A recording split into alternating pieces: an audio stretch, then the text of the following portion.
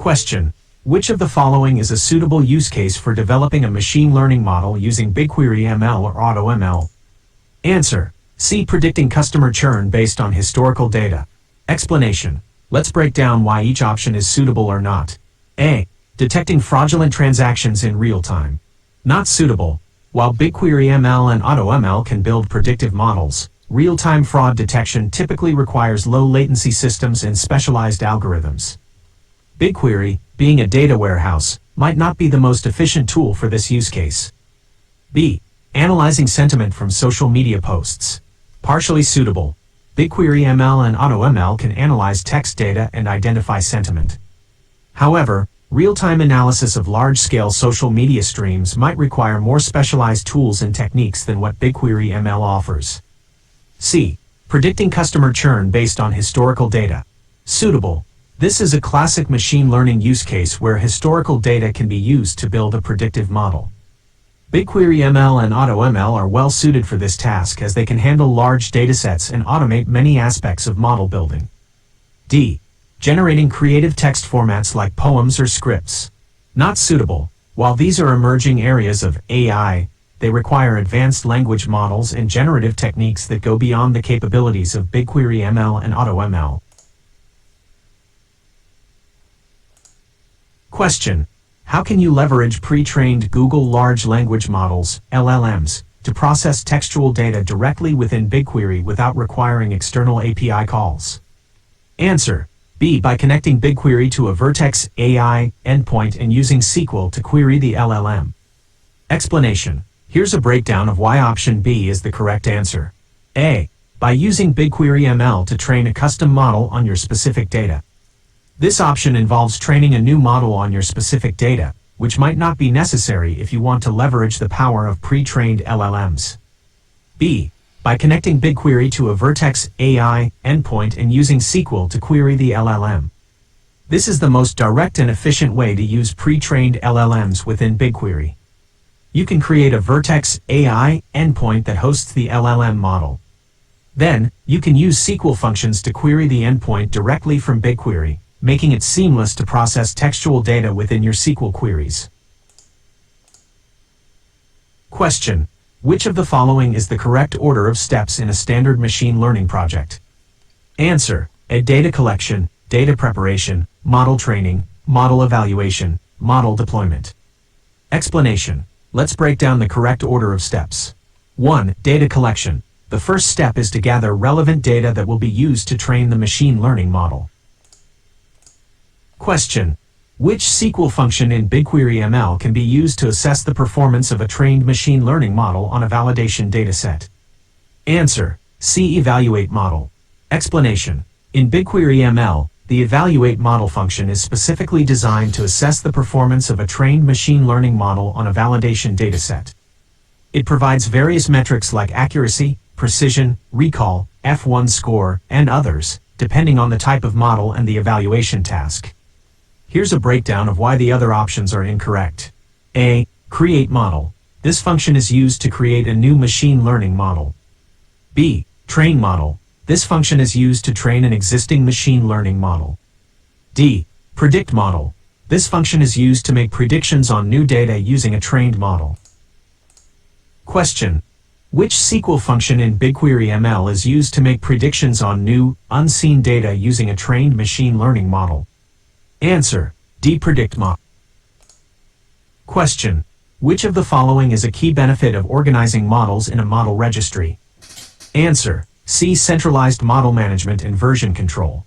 Explanation: a model registry is a centralized platform designed to store, manage, and version control machine learning models. This offers several key benefits, but the most significant one is centralized model management and version control.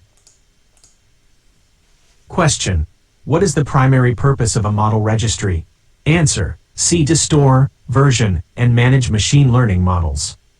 Explanation: a model registry is a centralized platform designed to store, manage, and version control machine learning models. This offers several key benefits. Centralized management. It provides a single source of truth for all your models, making it easier to track, organize, and find the right models for different use cases. Version control.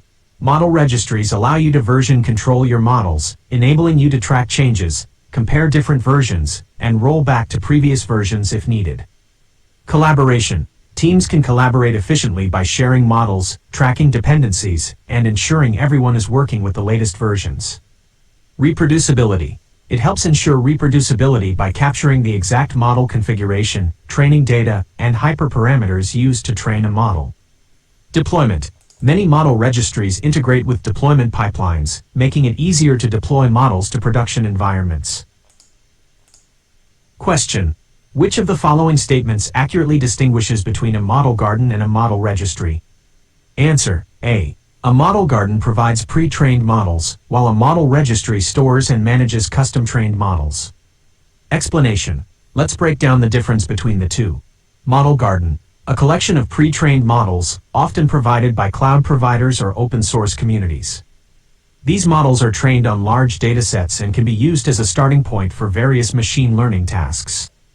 They often come with documentation and tutorials to help users understand and utilize them. Model registry. A platform for storing, managing, and versioning machine learning models. It allows organizations to centralize their models, track their lineage, and deploy them to production. Model registries can store both pre-trained and custom-trained models. Therefore, the key difference lies in their primary purpose. A model garden provides pre-trained models, while a model registry is a platform for managing and versioning both pre-trained and custom-trained models. Question. Which of the following is one of Google's 7 principles for responsible AI? Answer. C. AI should avoid creating or reinforcing unfair bias. Explanation. Google has outlined 7 principles for responsible AI, and one of them is to avoid creating or reinforcing unfair bias. This principle emphasizes the importance of developing AI systems that are fair and equitable, and do not discriminate against certain groups of people. Here's a brief explanation of why the other options are incorrect. A. AI should be used to solve any problem regardless of the ethical principles. This is not a principle of responsible AI. AI should be used ethically and responsibly, considering potential negative impacts. B. Financial benefit should be the only consideration of AI. This is not a principle of responsible AI. Financial gain should not be prioritized over ethical considerations. D. Privacy design should not be a concern of AI. This is not a principle of responsible AI. Privacy is a crucial aspect of AI development and deployment. Therefore, the correct answer is C. AI should avoid creating or reinforcing unfair bias. Question. Which type of machine learning requires labeled data? Answer. A. Supervised learning. Explanation. Supervised learning is a type of machine learning where the algorithm is trained on a dataset that is already labeled. This means that the input data is paired with the correct output or target variable. The algorithm learns to map input data to the correct output by analyzing the labeled examples. Unsupervised learning, on the other hand, does not require labeled data. The algorithm is given unlabeled data and tasked with finding patterns or structures within it. It learns to group similar data points together or identify underlying patterns without any prior knowledge of the correct output. Question. Which of the following is an example of a use case for unsupervised learning? Answer. B. Identifying customer segments based on purchasing behavior. Explanation. Unsupervised learning is a machine learning technique where the algorithm is trained on unlabeled data. It finds patterns and structures within the data without any prior knowledge of the correct output. Let's analyze each option. A. Predicting house prices based on historical data. This is a supervised learning task as we have historical data with known house prices, which can be used to train a model to predict future prices. B. Identifying customer segments based on purchasing behavior. In this scenario, we have customer data without predefined labels. The algorithm can analyze the data to find natural groupings of customers based on their purchasing behavior, making it an unsupervised learning task. C. Classifying emails as spam or not spam. This is a supervised learning task as we have labeled data, spam or not spam, to train a model to classify new emails. D. Forecasting sales for a product. This is also a supervised learning task, as we can use historical sales data with known sales figures to train a model to predict future sales. Therefore, the correct answer is B. Identifying customer segments based on purchasing behavior. Question: which technique is used to predict a numerical variable? Answer: B. Regression. Explanation: regression is a statistical method used to model the relationship between a dependent variable, the numerical variable we want to predict, and one or more independent variables. It helps us understand how changes in the independent variables affect the dependent variable.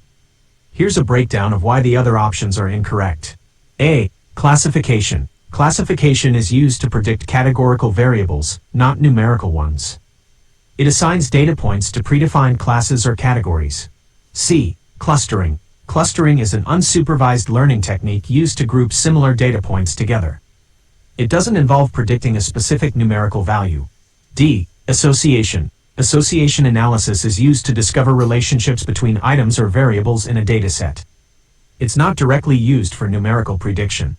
Question: which of the following is not a type of supervised learning? Answer: C. Clustering. Explanation: supervised learning is a type of machine learning where the algorithm is trained on a dataset that is already labeled. This means that the input data is paired with the correct output or target variable. The algorithm learns to map input data to the correct output by analyzing the labeled examples. Classification and regression are both types of supervised learning. Classification: the goal is to predict a categorical variable. For example, classifying emails as spam or not spam. Regression: the goal is to predict a numerical variable. For example, predicting house prices based on various features. Clustering, on the other hand, is an unsupervised learning technique. Question: which of the following is not a type of unsupervised learning? Answer: D. Classification. Explanation: unsupervised learning is a type of machine learning where the algorithm is trained on unlabeled data. It finds patterns and structures within the data without any prior knowledge of the correct output. Here's a breakdown of the options. A. Clustering. This is a common unsupervised technique where data points are grouped based on similarity. B. Association. This technique finds relationships between variables in a dataset. For example, people who buy bread also buy milk. C. Dimensionality reduction. This technique reduces the number of features in a dataset while preserving the most important information. Question: which of the following is an example of a use case for supervised learning? Answer: B. Predicting customer churn. Explanation: supervised learning is a machine learning technique where the algorithm is trained on labeled data. This means the algorithm has access to both the input data and the correct output or target variable. The goal is to learn a mapping from inputs to outputs. Let's analyze each option. A. Identifying patterns in customer purchase history. This is typically an unsupervised learning task, as we don't have predefined labels for the patterns we want to find. B. Predicting customer churn. This is a classic example of supervised learning. We have historical data of customers who have churned and those who haven't. We can use this labeled data to train a model to predict future churn. C. Grouping similar products together. This is an unsupervised learning task, as we don't have predefined labels for the groups of products. The algorithm would find similar products based on their features. D. Reducing the number of features in a dataset. This is a data preprocessing technique, not a machine learning algorithm. It can be used in both supervised and unsupervised learning contexts.